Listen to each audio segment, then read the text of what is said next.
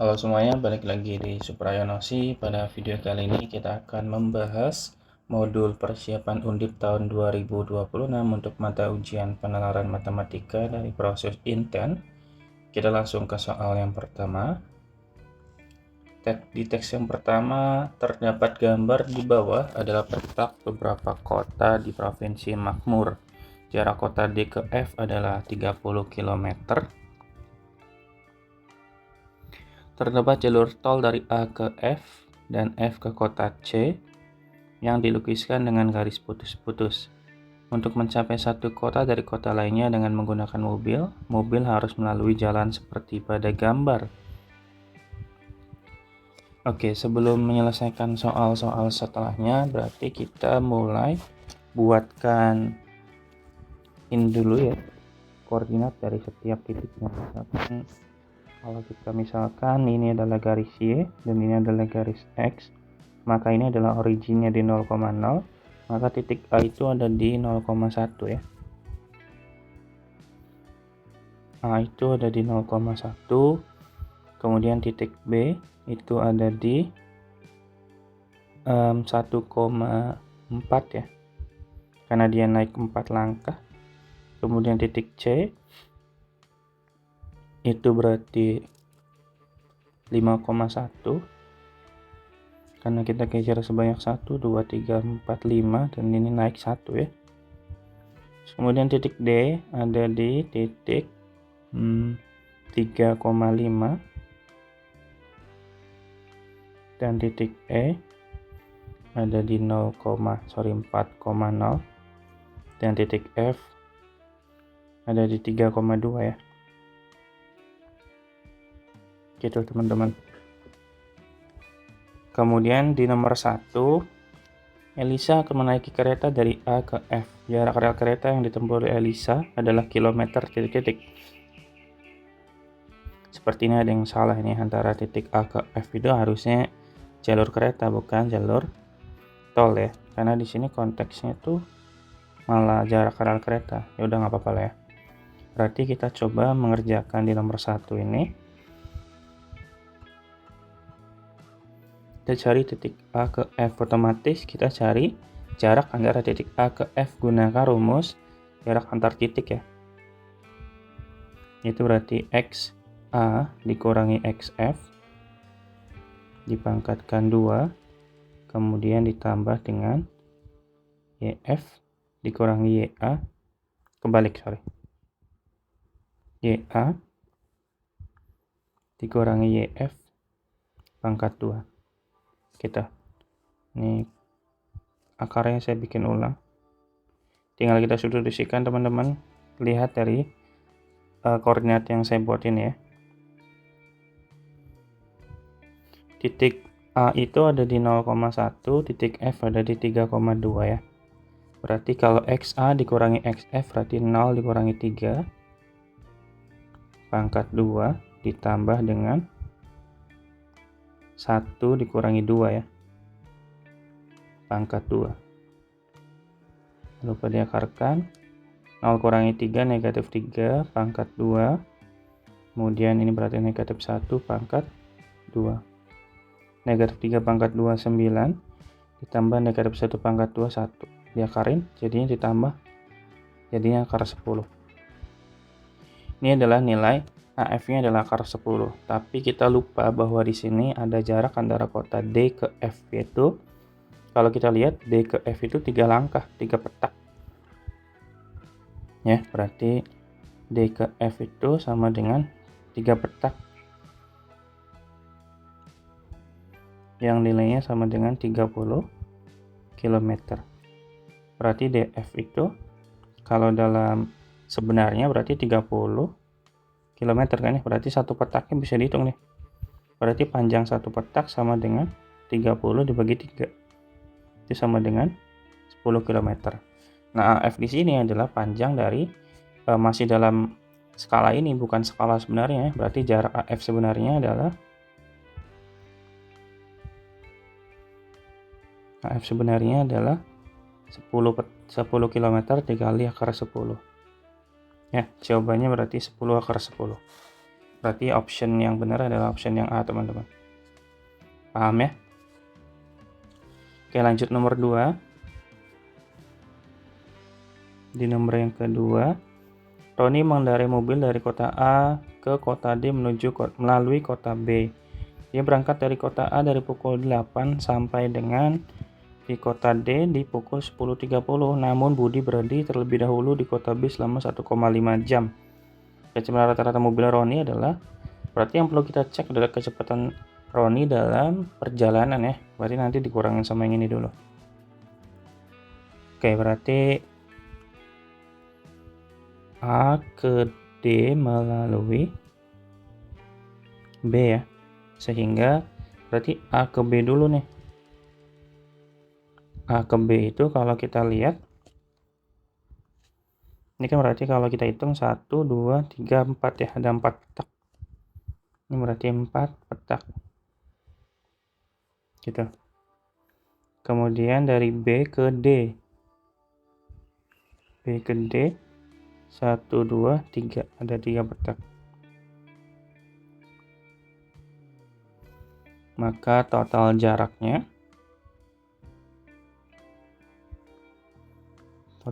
adalah 4 ditambah 3 ya, sama dengan 7 petak, sehingga jarak sebenarnya itu 7 dikali 10 km ya. Sebentar, saya hapus dulu biar agak bagusan. Dikali 10 km, maka jarak sebenarnya adalah 70 km. Gitu teman-teman. Nah, kemudian kita punya waktu kan dari pukul 8 sampai dengan 10.30 kan berarti 2 jam setengah ya. Betul nggak? Berarti otomatis 2,5 jam. Nah, jangan lupa dikurangi ya. Dikurangi dengan berhenti selama 1,5 jam. Kenapa dikurangin? Karena kita hanya fokus pada waktu yang dibutuhkan ketika berkendara aja gitu loh. Jadi ini 1 jam. Sehingga kalau ditanyakan adalah kecepatan rata-rata mobil Roni, maka 70 km dibagi dengan 1 jam. Maka kecepatannya adalah 70 km per jam. Berarti jawabannya yang C, teman-teman. Yang nomor 1 sampai 2 gampang, teman-teman ya. Semoga bisa dipahami teman-teman semua. Kita lanjut soal nomor 3. Ini nomor 3 dan nomor 4 kayaknya masih berhubungan ya. Jadi nanti mohon maaf kalau kita harus kembali ke nomor teks 1 ya. Kita nomor 3 dulu. Ahmad akan pergi dari kota A menuju kota C menggunakan kereta dan kembali ke kota A dengan menggunakan bus. Berarti valid ya, berarti informasi tadi di soal yang garis putus-putus itu harusnya kereta bukan jalan tol. Kayak gitu. Kita bangun konteks terlebih dahulu bahwa dia ingin dari A ke kota C, tapi dia menggunakan kereta ya. Nah, ke kota C-nya menggunakan kereta. Dari C ke kota A dia balik lagi nih berarti menggunakan bus. Jika tarif untuk kereta dari A ke kota F dan F ke kota C masing-masing adalah 20.000, ya berarti A ke kota F 20.000, dari F ke C-nya 20.000. Dan tarif busnya adalah 15.000 per kilometer, per 10 km. Biaya total yang dikeluarkan oleh Ahmad adalah, oke berarti kita hitung yang berangkat terlebih dahulu ya. Kalau berangkat kan pakai kereta ya. Berangkat dalam hal ini dia menggunakan kereta. Otomatis kan dia katanya dari A ke F dulu. Kemudian dari F ke C. Nah, A ke F-nya itu 20.000. Kemudian dari F ke C-nya 20.000 juga. Maka totalnya itu dari A ke C ini sama dengan 40.000. Gitu. Kalau sudah tinggal hitung yang pulang. Yang pulangnya dia naik bus ya. Yaitu langsung aja ya dari C ke A. Itu kalau kita lihat sebentar ya, kita cek dulu dari C ke A itu berapa petak. Garis lurus doang masih 1 2 3 4 5 petak ya teman-teman, ingat-ingat. Berarti 5 petak.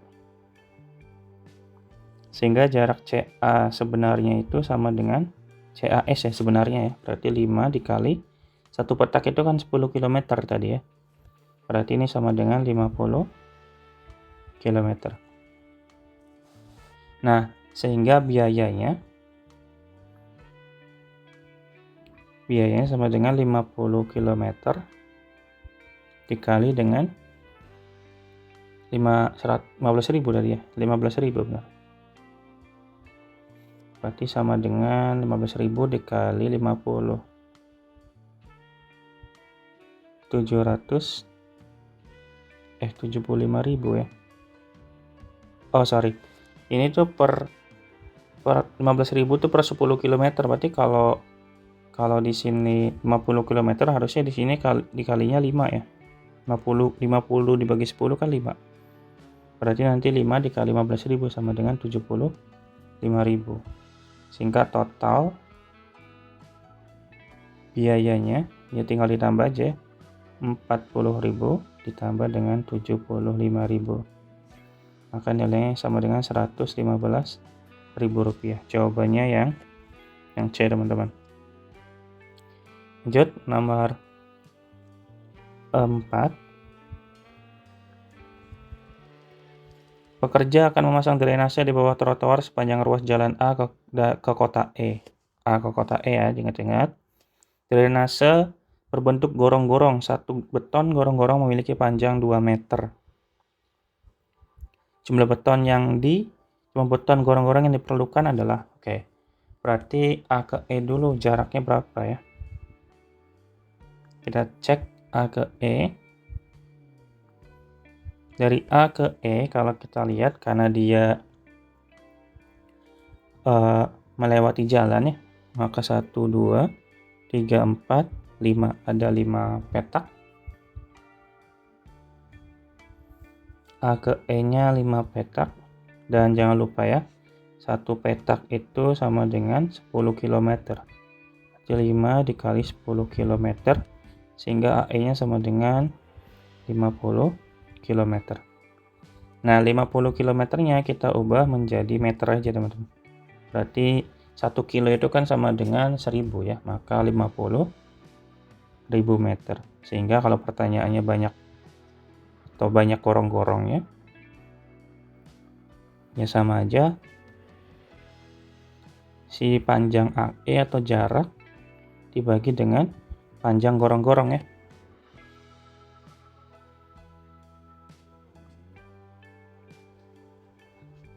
Gitu. Nah, panjang gorong-gorongnya kalau di soal udah diketahui belum ya? Udah ya, 2 meter. Berarti ini 50.000 meter dibagi dengan 2. Maka nilai sama dengan 25.000 meter. Jawabannya berarti yang B.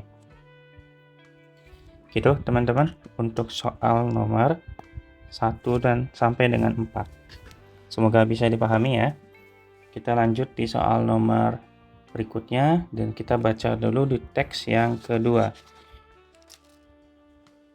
Screensaver komputer membentuk lingkaran semakin melebar. Lingkaran dimulai sebagai sebuah titik di tengah layar, kemudian membesar menuju tepi layar dan berubah warna seiring pembesarannya. Adapun layar komputer berbentuk persegi panjang berbentuk 17 inci, berarti diagonalnya 17, dengan rasio panjang dan lebarnya adalah 4:3. Area tampilan layar memiliki radius 8 inci diukur dari tengah secara diagonal ke sudut. Ini agak membingungkan nih teman-teman ya. Bayangin teman-teman punya sebuah TV berbentuk persegi panjang. Ini kan 17 cm itu sih ukurannya otomatis diagonal, karena kalau dalam TV kan 17, ukuran 17 itu diagonalnya. Kalau diketahui diukur dari tengah sampai dengan diagonal ke sudut sama dengan 8, otomatis harusnya diagonalnya bukan 17 tapi 16 ya. Tapi ya udahlah ya, berarti kita skip dulu aja. Dan lingkaran screensaver yang membentuk akan mencapai sudut dalam waktu 4 detik. Ini setelah saya coba berkali-kali menggunakan 4 detik, teman-teman tidak akan menemukan hasil, sehingga setelah saya coba ganti dengan angka yang lain, yaitu 5 detik, nanti teman-teman akan bisa mendapatkan jawaban. Ya, nanti berarti kita ganti pakai yang 5 detik. Kemudian fokus untuk penyelesaiannya juga kita fokus ke sini dulu. Untuk 17 inchinya itu nanti kita pakai untuk soal-soal berikutnya ya. Oke, itu dulu. Jika RT adalah jari-jari lingkaran screensaver pada waktu T detik, maka RT-nya berapa? Oke, sebelum itu berarti kita coba cari dulu perbandingannya ya. Perbandingan antara si kecepatan jari-jarinya. Berarti kan tadi kecepatannya 8 inci dibagi 5 detik ya. Berarti RT sama dengan 8 dibagi 5 dalam T ya. Berarti RT-nya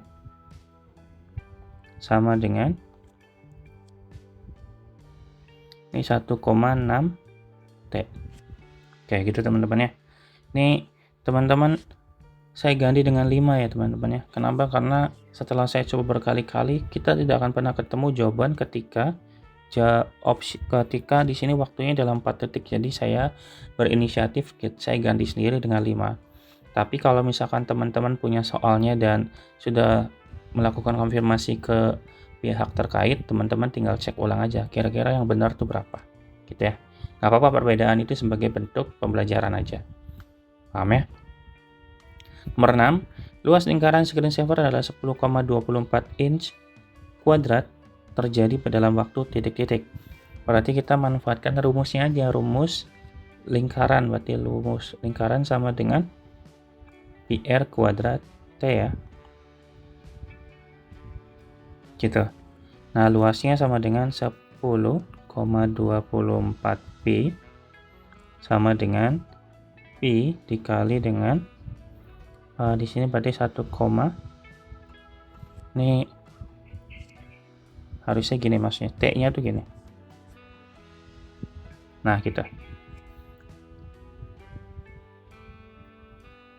Kan PR kuadrat ya. Maka 1 komanya 1,6-nya 1,6 T pangkat 2. Ini sama-sama pi kan teman-teman ya, pi-nya habis. Maka kita bisa tulis 10,24 sama dengan 1,6 pangkat 2. Itu 2,56 T pangkat 2. Sehingga T pangkat 2-nya sama dengan 10,24 dibagi dengan 2,56. 10,24 dibagi 2,56 itu sama dengan 4 ya. Berarti T pangkat 2-nya sama dengan 4. Maka T-nya sama dengan 2. Berarti jawabannya yang B. Gitu ya. Oke, lanjut nomor 7. Di nomor 7 kita diminta untuk mencari keliling. Berarti keliling sama dengan 2pi R ya. R-nya dalam T. Maka 2pi dikali dengan 1,6 T. 2 kali 1,6 yaitu 3,2pi T. Jawabannya yang B. Gitulah. Jadi ini nyambung semuanya. Jadi kalau misalkan RT-nya udah salah, ini kita kan nggak akan ketemu. Soalnya tadi kalau misalnya kita cek tadi R-nya 4 ya. Jadi 8 bagi 4 kan 2. Nah, di sini 2 nggak ada. Kalau di sini nggak ada, maka otomatis di sini juga nggak akan ketemu. Kalau di sini nggak akan ketemu nih. Kalau di sini nggak ada, di sini nggak ada, ini juga nggak ada lagi. Makanya tadi saya bilang saya ganti nilai waktunya. Ketika saya ganti nilainya dengan 5, ternyata ada semua nih. Gitu teman-teman ya. Lanjut nomor 8. Screensaver komputer diubah menjadi gambar persegi panjang dengan perbandingan panjang dan lebar yang sama dengan layar komputer. Jika luas screensaver bertambah 23,12 inch kuadrat per detik, screensaver akan menutup layar komputer secara penuh adalah Nah, berarti untuk menyelesaikan soal ini berarti kita butuh informasi mengenai tadi ya, diagonalnya. Diagonal tadi sebanyak 17 kalau nggak salah. 17 inci.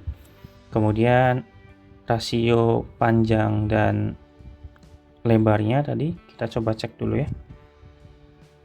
Kalau nggak salah 4:3. Oh ya, kembali dulu ya. Tuh. Maka kita bisa dapatkan sini rasionya panjang banding lebarnya sama dengan 4:3. Maka sah-sah saja sebetulnya kalau misalkan kita misalkan P-nya sama dengan 4x dan L-nya sama dengan 3x. Nah, karena kalau kita buatkan bentuknya kurang lebih kan kayak gini nih.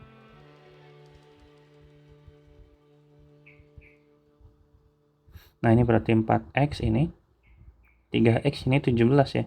Berarti kita bisa gunakan Pitagoras.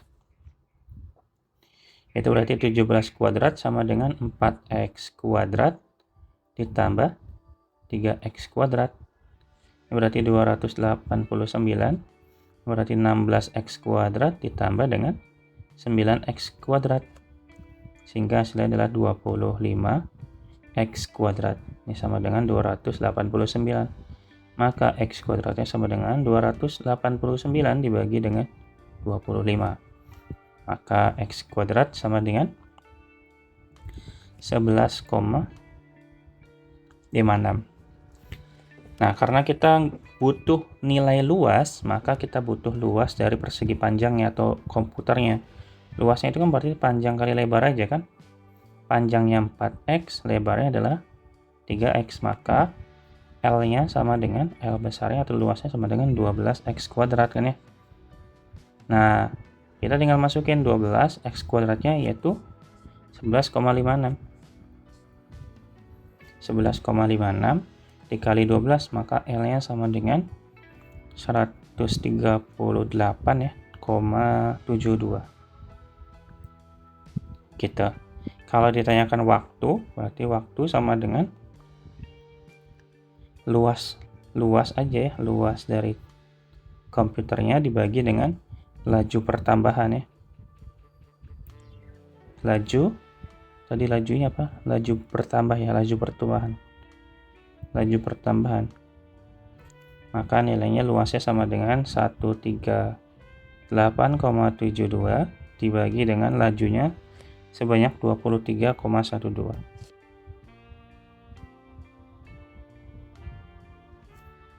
Ini kan pasti habis ya. Kemudian 138 bagi 236 ya. W-nya 6 detik sama dengan C. Gitu teman-teman untuk soal nomor 8. Gimana? Nih sejauh ini soal 1 sampai 8 tidak terlalu susah ya. Harapannya sih teman-teman paham semua. Kita lanjut di soal nomor 9. Tumpahan oli ditemukan di tengah laut, penampangnya berbentuk lingkaran dengan jarak dua pusatnya yaitu 468. Kita coba tulis ya. Jarak antar pusat. Jarak antar pusat sama dengan 468 meter. Kemudian radius tumpahan pertama, berarti jari-jari satu lah ya, 9 meter, dan bertambah menjadi 2 kali lipat setiap 2 jam. Jadi R-nya gini aja, berarti R-nya pakai eksponensial aja ya, berarti R1T sama dengan 9 dikali 2, kan naik terus, dipangkatkan dengan T per 2 ya. Berarti jumlah tumpahannya itu pangkat T per 2. T itu waktu dibagi 2 tuh setiap 2 jam kan ya. Gitu teman-teman. Kemudian untuk R2-nya yaitu sama dengan dia radius pertamanya 4 ketika tadi ya. Dan bertambah menjadi 3 kali lipat setiap 2 jam. Berarti coba kita tulis dulu, R2-nya tadi sama dengan 4 meter, berarti R2-nya 4 dikali dengan 2 pangkat T per 2 juga ya. volume oli yang tumpah selalu sama setiap waktunya. Oke. Nomor 9, radius kedua tumpahan akan sama setelah titik-titik. Berarti untuk menyelesaikan soal ini kita tahu bahwa rumus volume dari bentuk ini kan tumpahan oli kan pasti dia jatuh dari silinder ya, berbentuk lingkaran. Penampangnya berarti bawahnya lingkaran. Berarti kita pakai kayak tabung gitu kan. Rumusnya kan PR kuadrat T ya. Dan kita tahu bahwa nilai T-nya itu selalu berbanding terbalik dengan 1/R², selalu berbanding terbalik dengan pangkat 2 jari-jarinya. Gitu teman-teman. Sehingga kalau menanyakan waktu ya otomatis sebetulnya sih bisa kita langsung samakan aja ya. Berarti apa ini? R1T sama dengan nomor 9 ya. Itu sama dengan R2T ya. Berarti kan ini 9 dikali 2 pangkat T/2 sama dengan 4 dikali 2 pangkat T/2. Kita pindah ruas. Oh, salah lagi teman-teman. Harusnya 3 kali, sorry. 3 kali lipat. Kalau tadi kan 2 kali lipat kan setiap 2 jam. Berarti ini harusnya 3. Nah, gitu. Nah, tinggal kita tukar, berarti ini 9/4 sama dengan 3 pangkat T/2 dibagi dengan 2 pangkat T/2. 9 bagi 4 itu kita sederhanakan aja ya. Jadi 3/2. Ini kan sama-sama pangkat 2, boleh kalau saya tulis kayak gini ya. Ini juga kita gabung 3/2-nya. Karena pangkatnya sama juga kan. Tuh, bisa kita gabung ya. Karena basisnya sama, maka tinggal pangkatnya juga sama kan. Berarti 2 sama dengan T/2. Maka T-nya sama dengan 4 detik. Gitu. Jawabannya berarti yang D. Aman teman-teman untuk soal nomor 9. Lanjut 10 ya. Lanjut di nomor 10. Ketika radius tumpahan pertama adalah 144 meter, radius tumpahan kedua adalah berapa meter? Lagi-lagi kita bandingkan ya. Berarti radius pertama itu berarti ini kan R1T sama dengan 144 gitu kan. Maka di sini kan kita bisa tulis 9 dikali 2 pangkat T/2 kan sama dengan 144 gitu enggak? Nah terus berarti 2 pangkat T/2 sama dengan 144 bagi 9 aja teman-teman. Berarti ini sama dengan berapa ini? 16 ya. Betul ya, 16 ya. Sama dengan 2 pangkat T/2. 16 nya kita bikin 2 pangkat. Itu 2 pangkat 4. 2 pangkat T/2. Lagi-lagi kalau basisnya sama maka pangkatnya juga sama. Maka T/2 sama dengan 4. Maka T-nya sama dengan 8. Nah, waktu yang ini yang kita pakai untuk menghitung radius dari si R2. R2T-nya itu sama dengan 4 dikali 3 pangkat T/2 kan. Maka kalau R2 8, maka 4 dikali dengan 3, 8 bagi 2. 8 bagi 2 berapa teman-teman? 4 ya, berarti 3 pangkat 4 itu sama dengan 81. 4 kali 81 sama dengan 243 ya. Wait, kebalik. 324. Nah, ini adalah R2 pada saat radius pertamanya ada 144. Berarti jawabannya yang B ya. Gitu, teman-teman, untuk soal nomor 10. Lanjut nomor 11. Masih di sini ya. Nah, untuk 11 itu kita bisa baca setelah berapa jam tumpahan oli pertama mempunyai ketebalan 1/4 kali ketebalan awalnya. Oke, berarti kalau bahas ketebalan ya bahas volume ya. PV sama dengan PR kuadrat T kan rumusnya. Tabung. Dan T apa ya? T2 sama dengan 1/4 T1 ya. Dan harusnya kan volumenya nggak akan berubah. Tadi kan di awal volumenya akan tetap sama kan. Maka kalau saya tulis VT sama dengan V0 juga boleh ya. Kita jabarkan VT itu sama dengan I dikali R kuadrat R2 ya, berarti R2 kuadrat dikali dengan T2 sama dengan I dikali R1 kuadrat dikali T1. Nah, ini sama-sama Pi, Pi-nya kita bisa coret. Kemudian nilai R2-nya tulis ulang, T2-nya kita juga, T2-nya kita ganti ya. T2-nya itu sama dengan 1/4 T1, berarti ini sama dengan 1/4 T1. Ini R1 pangkat 2 dan T1. Sama-sama T1 kita bisa coret. Maka kita bisa tulis R2 pangkat 2/4 sama dengan R1 pangkat 2. Sehingga R2 pangkat 2-nya sama dengan 4 kali R1 pangkat 2. Ya enggak teman-teman? Sehingga R2-nya sama dengan kita akarkan kedua ruas, maka jadinya 2R1 ya. Ini kita simpan nih, dan dikotakin di stabilo aja. Nah, terus apa lagi? Terus kan kita tahu bahwa jari-jari pertama itu tadi berapa sih? Maaf ya, agak panjang nariknya. Jari-jari pertama itu sama dengan 9, R1 itu sama dengan 9 kan?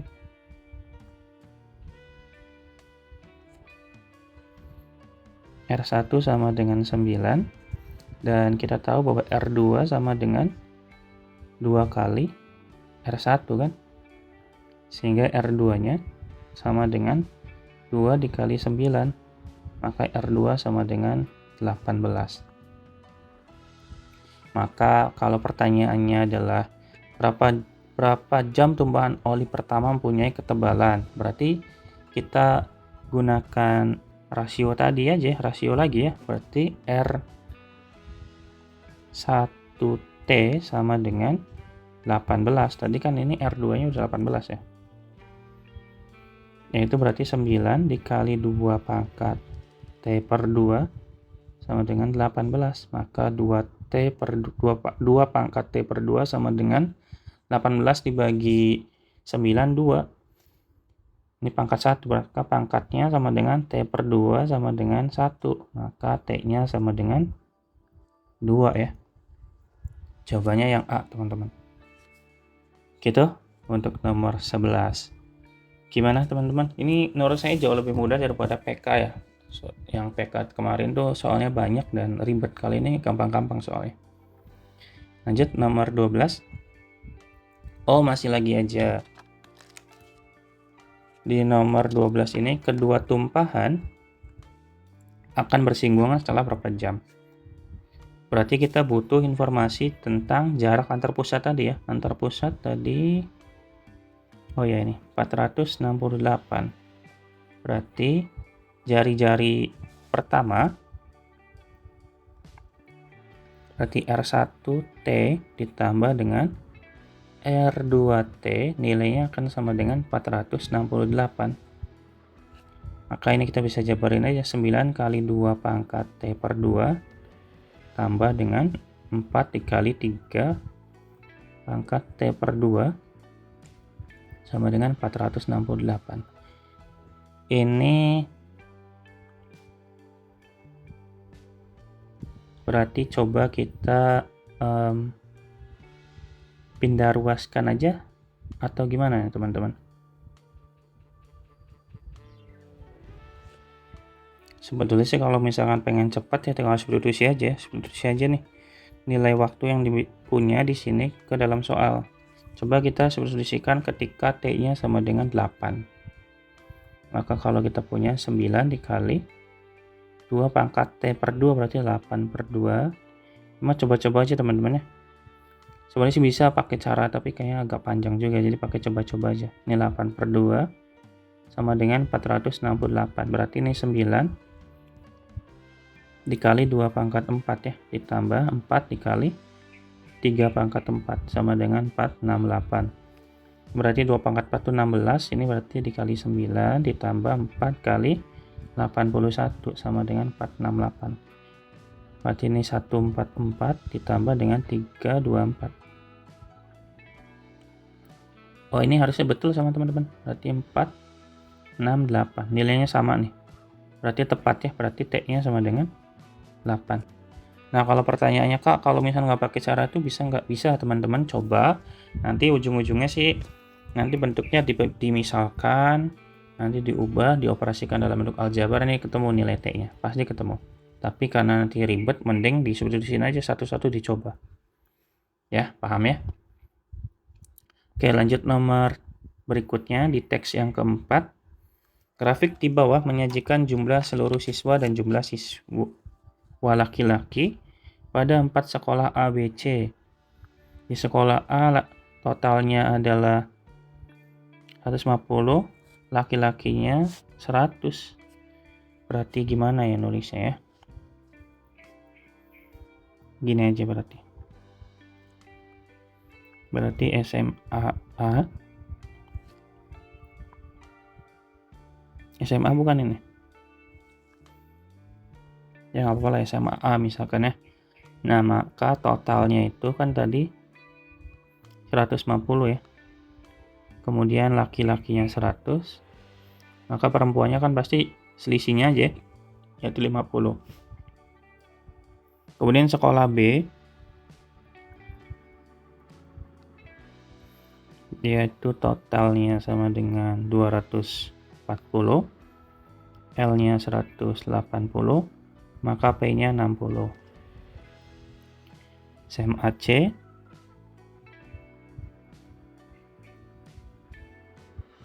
total 220, L-nya 60, maka P-nya sama dengan 160. SMA D,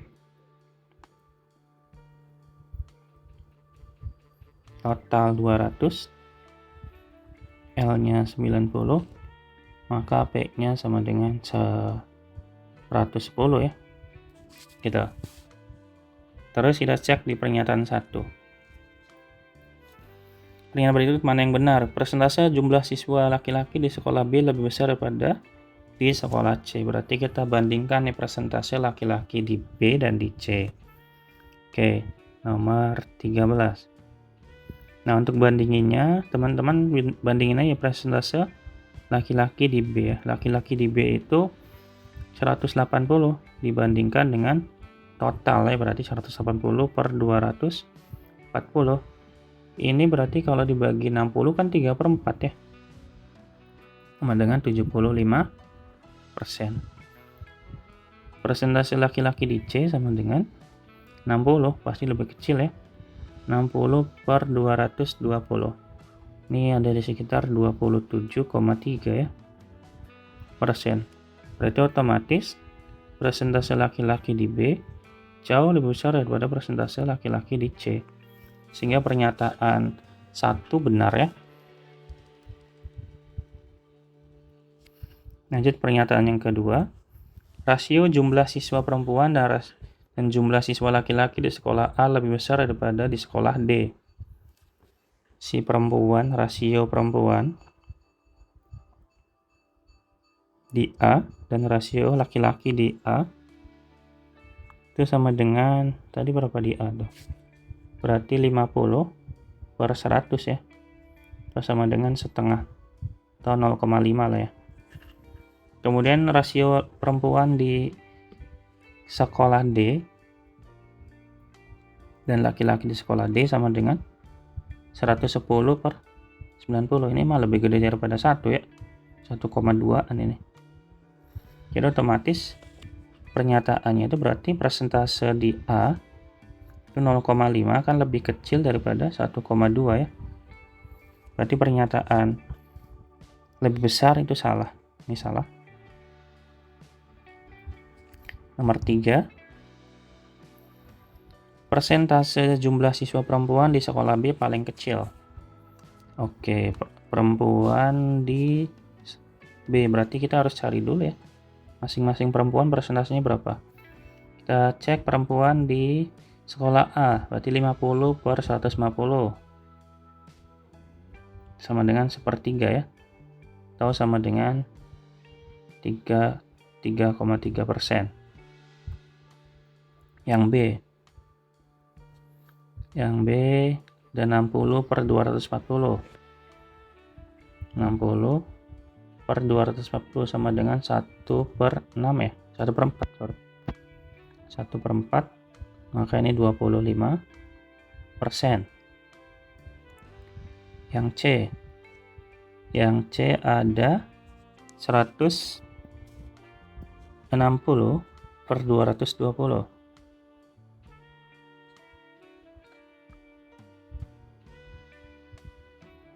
Maka ini ada di gede ya, di 3, langsung aja ya, di berarti 72,7%. Kalau yang D ada 110 per 200. Nilainya sama dengan 55%. Berarti otomatis yang B paling kecil katanya. Ya, di sini pernyataan paling kecil berarti benar ya. Karena B nilainya sama dengan 25% doang. Gitu. Lanjut ke pernyataan yang keempat. Persentase jumlah siswa perempuan di sekolah A lebih besar daripada persentase di sekolah D. Ya tinggal kita bandingin tadi, untungnya kita udah hitung ya. Berarti PA itu kan sama dengan 33%. PD-nya sama dengan 55%. Berarti otomatis PA lebih kecil daripada PD.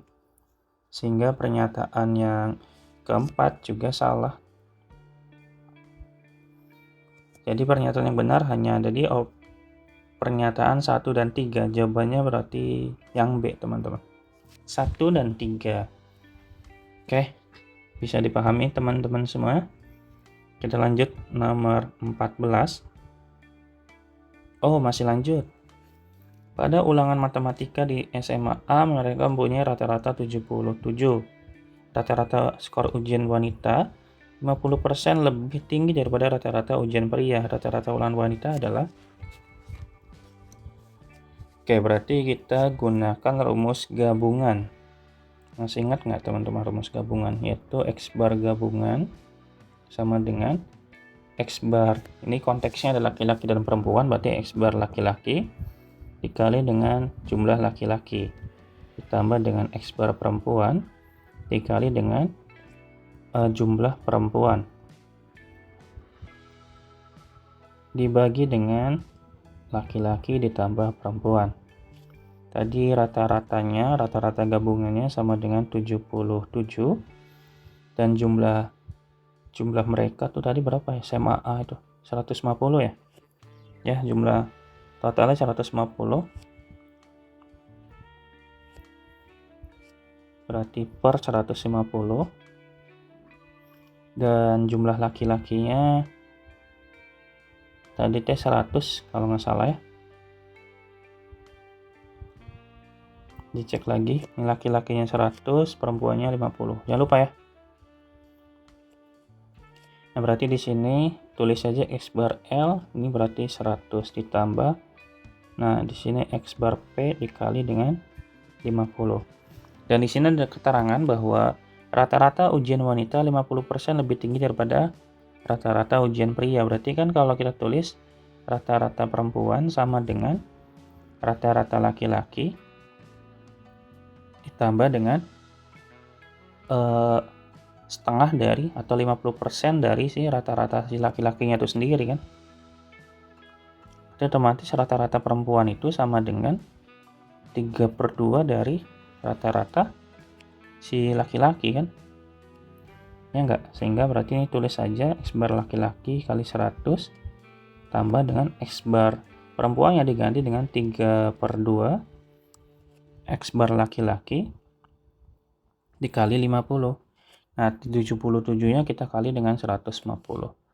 77 dikali 150 itu berarti 11.000 ya, 11.550.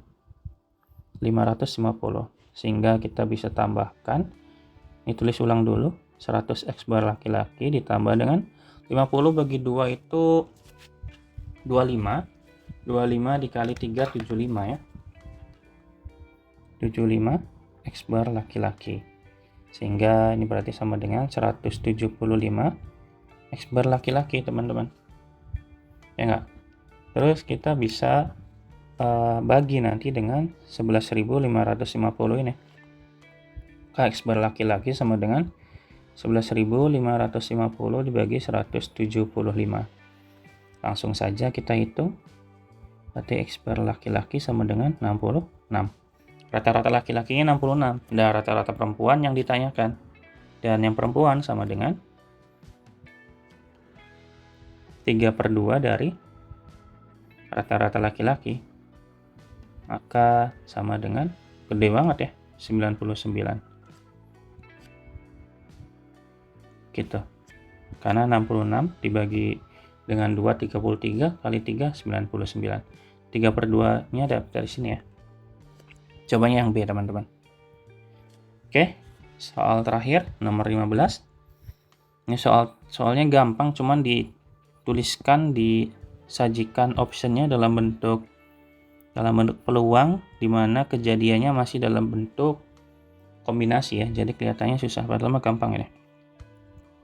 Akan dipilih 3 murid mewakili keempat sekolah tersebut.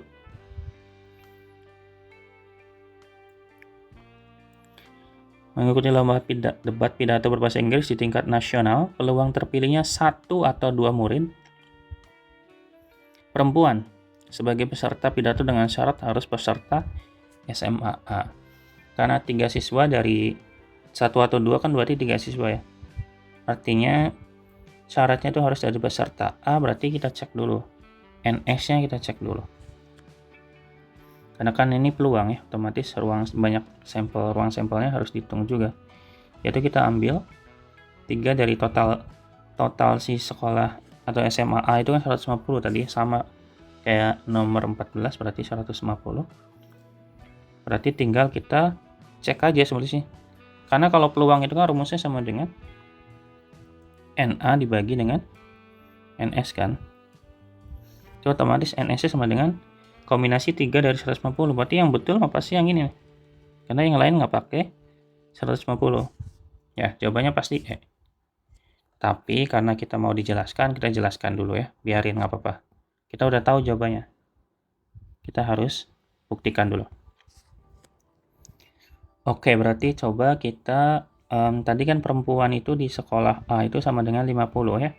Dan laki-laki di sekolah A sama dengan 100. Nah, di sini kan karena katanya kan pengen 1 perempuan atau 2 perempuan kan. Berarti kita bikin 2 kasus nih. Kasus pertama itu sama dengan 1 perempuan dan 2 laki-laki. Gitu. Kalau 1 perempuan 2 laki-laki, otomatis kombinasinya sama dengan, komposisinya adalah 1/50 dikali dengan 1 kombinasi 2 dari 100. Gitu. Kemudian kasus berikutnya adalah si 2 perempuan, berarti 2 perempuan dan 1 laki-laki. Otomatis 2 dari 50 kali dengan 1 dari 100. Karena ini 2 kasus yang berbeda, maka nanti kita tambahkan. Nah, ini adalah NA-nya. Sehingga PA sama dengan kombinasi 1 dari 50 dikali dengan kombinasi 2 dari 100. Ditambah dengan 2 dari 50 dan kombinasi 1 dari 100. Dibagi jangan lupa dengan NS-nya, yaitu kombinasi 3 dari 150. Jadi dari sini kita bisa cek kan. Tadi kombinasi 150, 150 dan 2 100. Nah, ini betul. Ya, posisinya ketukar aja. Kemudian kombinasi 2 50 dan 1 100 yang ini. Betul teman-teman ya. Ini juga penyebutnya sama. Jawabannya berarti yang E. Oke teman-teman, sampai situ dulu untuk video kali ini. Terima kasih banyak. Semoga ujian kalian bisa lancar dan bisa masuk undip dengan lancar. Biar tidak usah mengulang-ulang lagi ya. Terima kasih, sampai jumpa di video berikutnya. Dadah.